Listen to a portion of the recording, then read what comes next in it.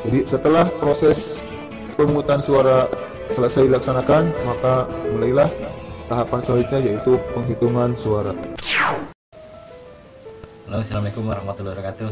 Kita kembali lagi dengan channel YouTube Dunia Pers Online.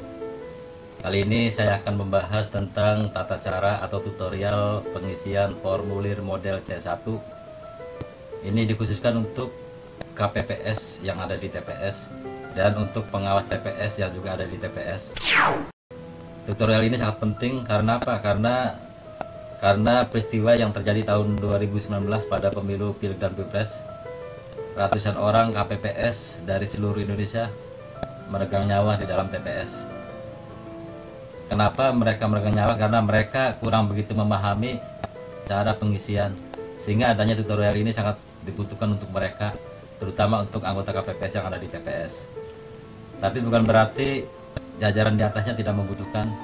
Anggota PPS juga membutuhkan pada saat untuk melakukan BIMTEK atau sosialisasi. Begitu juga dengan anggota PPK yang ada di kecamatan juga perlu. Mereka perlu wawasan cara pengisian formulir C1 ini.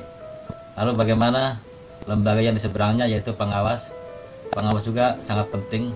Bagaimana kita bisa mengawasi bila mana kita tidak tahu cara pengisian C1. Jadi pengawas itu harus tahu cara mengisi C1. Dari mulai pengawas TPS, begitu juga di atasnya yaitu TKD, pengawas kelurahan desa, maupun pengawas pemilu kecamatan. Ini harus menguasai tata cara pengisian C1 agar mereka mampu mengawasi di lokasi.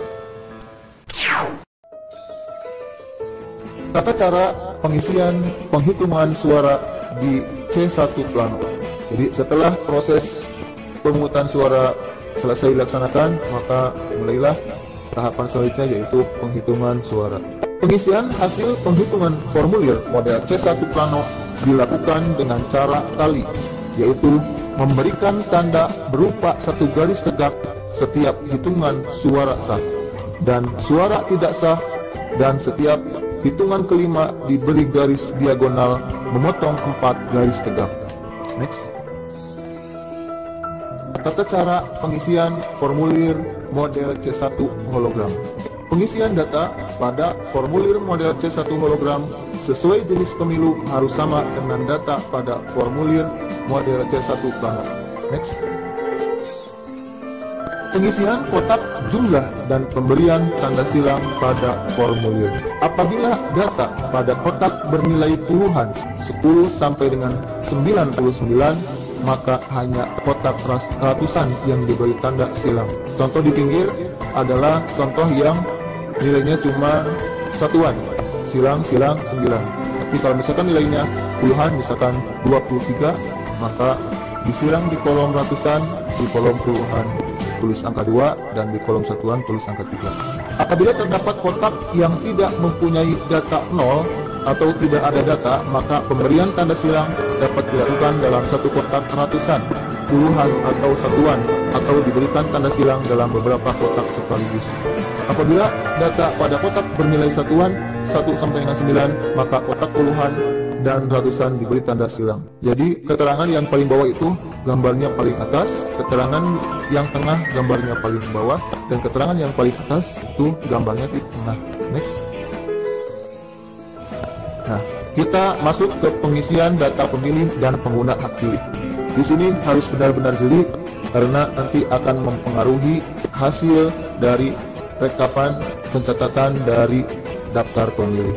Jumlah seluruh pengguna hak pilih dalam kurung jumlah pengguna hak pilih B1 ditambah B2 ditambah B3 tidak boleh lebih besar dari jumlah seluruh pemilih di TPS atau jumlah pemilih A1, A2 tambah A3. Jadi bisa dilihat, maksudnya di pilihan data pemilih poin 4, jumlah pemilih A1 yaitu DPT, A2 DPTB, A3 DPK. Di sini contohnya 315. Itu tidak boleh kurang dari B4, ya, lebih kurang. Dan sebaliknya di B4 tidak boleh lebih dari A4. Secara ringkas seperti itu. B4 harus kurang dari A4 atau B4 sama dengan A4. B4 sama dengan A4 jika semua hak pilih menggunakan hak pilihnya. Jadi semua pemilih datang ke TPS dari mulai DPT, DPTB, dan DPK. Di sini dalam contoh data pemilih, di jumlah pemilih dalam DPT, laki-lakinya 150, perempuannya 150, jumlah 300. Jumlah pemilih dalam DPTB ada 8 laki-laki, perempuan 7, jumlah 15. Nah, di sini kadang ada terjadi kekeliruan dalam penyalinan jumlah pemilih. Misalkan laki-lakinya 8, perempuannya 5, jumlahnya 15. Misalkan seharusnya memang jumlahnya 15, tapi dalam pengisian laki-laki dan perempuannya itu terjadi kesalahan. Maka itu harus benar-benar diawasi oleh pengawas pemilu. Dalam pengguna hak pilih, di sini dicontohkan untuk jumlah pengguna hak pilih dari DPT, laki-laki 125, perempuan 135, jumlah 260. Jadi jumlah pengguna hak pilih adalah 260, dari DPT sebanyak 300. Kemudian jumlah pemilih DPTB, laki-laki 5 dari 8 hak pilih, perempuan 2 dari 7 hak pilih, jumlah 7. Kemudian jumlah pengguna hak pilih dalam DPK itu tidak ada. Kenapa tidak ada? Karena di data pemilih pun jumlah DPK tidak ada. Dan jumlah keseluruhannya adalah data pemilih ada 315, pengguna hak pilih ada 267. Pengguna hak pilih tidak boleh lebih dari jumlah pemilih. Bisa dipahami ya? Next. Pengisian data pemilih disabilitas diisi dengan jumlah pemilih disabilitas yang terdaftar dalam formulir model A3 KPU ditambah dengan angka jumlah pemilih disabilitas yang terdaftar dalam formulir model A4 KPU ditambah lagi dengan angka jumlah pemilih disabilitas yang terdaftar dalam formulir model A DPK KPU dalam kotak ratusan, puluhan, atau satuan. Di poin 2, pengguna hak pilih diisi dengan jumlah pengguna hak pilih pemilih disabilitas yang hadir dalam formulir model C7 DPT KPU ditambah jumlah pengguna hak pilih pemilih disabilitas yang hadir dalam formulir model C7 DPTB KPU ditambah jumlah pengguna hak pilih pemilih disabilitas yang hadir dalam formulir model C7 DPK KPU sesuai jenis kelamin laki-laki atau jenis kelamin perempuan dalam kotak ratusan, puluhan, atau satuan. Sekiranya cukup jelas. Next. Nah, kita masuk ke pengisian data penggunaan surat suara dan pengguna hak pilih. Di atas ada poin 3 yaitu data penggunaan surat suara. Keterangannya, jumlah surat suara yang digunakan tidak boleh lebih besar dari surat suara yang diterima.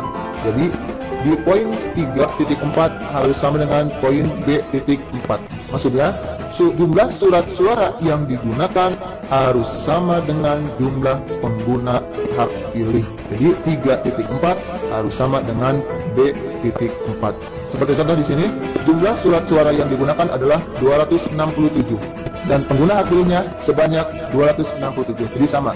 Dari DPT ada 260 pengguna hak pilih dan dari DPTB ada 7 pengguna hak pilih. Dan di penggunaan surat suara itu ada surat suara yang dikembalikan. Jumlah surat suara yang dikembalikan oleh pemilih karena rusak atau keliru coblos sebanyak 2. Berarti itu sudah digunakan, termasuknya sudah digunakan. Kemudian jumlah surat suara yang tidak digunakan atau tidak terpakai termasuk sisa surat suara cadangan 52. Bisa dipahami? Next. Selanjutnya, pengisian data suara sah dan tidak sah dan jumlah surat suara dan jumlah pengguna hak pilih. Keterangannya, jumlah seluruh suara sah dan suara tidak sah harus sama dengan jumlah surat suara yang digunakan dan jumlah pengguna hak pilih. Jadi di sini harus ada 3 yang sama ya, yaitu yang pertama data suara sah dan tidak sah, yang kedua data pengguna surat suara, yang ketiga data pengguna hak pilih. Data suara sah dan tidak sah itu poin 5 Romawi, data penggunaan surat suara poin 3 Romawi, dan data pengguna hak pilih poin B. Seperti contoh di sini, data suara sah dan tidak sah sebanyak 267. Sedangkan jumlah surat suara yang digunakan sebanyak 267. Pengguna hak pilih sebanyak 267. Jadi harus sama ya antara data suara sah dan tidak sah, data penggunaan surat suara, dan data pengguna hak pilih. Lanjut. Pengisian kotak bertanda. Keterangannya, apabila data pada kotak terisi nilai ratusan, puluhan, atau satuan, maka kotak ditulis dengan huruf. Pada contohnya, misalkan di sini cuma ada 5 Jadi tulis 5. Apabila terdapat kotak yang tidak mempunyai data atau 0 atau tidak ada data, maka kotak harus diisi dengan tanda silang, bukan ditulis dengan huruf, atau ditulis dengan huruf X ya. Kemudian pengisian kotak menggunakan huruf Latin dan pedoman umum ejaan bahasa Indonesia. Bisa dipahami? Model C1 adalah lampiran dari formulir model C. Sebagaimana kita ketahui bahwasannya formulir model C adalah berita acara hasil rekapitulasi pemungutan dan penghitungan suara di TPS. Pengisian formulir model C1 plano di TPS dilakukan dalam rapat penghitungan suara setelah pemungutan suara selesai dilaksanakan. Pengisian formulir model C dan C1 hologram sesuai jenis pemilu harus diisi berdasarkan formulir model C1 plano sesuai jenis pemilu. Pengisian salinan formulir model C dan C1 sesuai jenis pemilu harus diisi berdasarkan model C dan C1 hologram. Jadi dari C1 plano kemudian disalin ke C1 hologram yang nantinya akan dimasukkan ke kotak suara. Saya beritahukan bahwa formulir C1 KPU adalah formulir yang diperuntukkan untuk pemilihan umum legislatif dan presiden. Sementara untuk pemilihan umum kepala daerah, maka formulirnya menjadi formulir C1 KWK atau formulir C1 kepala daerah dan wakil kepala daerah. Itu saja, mudah-mudahan ada manfaatnya. Kurang lebihnya mohon maaf. Assalamualaikum warahmatullahi wabarakatuh. Bravo, maju terus lembaga pemilu di Indonesia.